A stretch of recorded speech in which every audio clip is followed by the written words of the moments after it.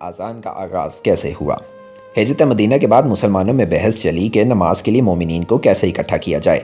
उस ज़माने में लोग चाँद सूरज से वक्त का तयन करते और वक्त नमाज का अंदाज़ा न लगा पाते। मसले के हल के लिए आप सल्लल्लाहु अलैहि वसल्लम ने तमाम असहाब को इकट्ठा किया।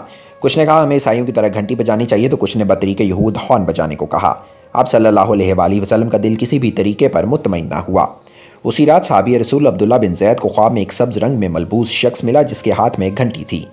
आपने उससे वो घंटी लेना चाहिए, मगर उसने घंटी देने से इनकार किया और कहा कि आओ मैं तुम्हें बेहतर अंदाज बताऊं नमाज की दावत का। उसने हज़रत अब्दुल्ला को मुकम्मल अजान सुनाई। हज़रत अब्दुल्ला आप सल्लल्लाहु अलैहि वसल्लम की खिदमत में हाजिर हुए और ख्वाब सुनाया। आप सल्लल्लाहु अलैहि वसल्लम खुश हुए और कहा कि वो शख्स एक फ़रिश्ता था। आप सल्लल्लाहु अलैहि वसल्लम ने अजान देने के लिए हज़रत बिलाल का इंतखाब किया। अजान सुनते ही हज़रत उमर बिन ख़त्ताब फ़ौरन आए, अर्ज़ किया मैंने भी यही ख्वाब देखा। उस दिन से आज तक अजान की आवाज़ पर मुसलमान नमाज के लिए जमा होते हैं।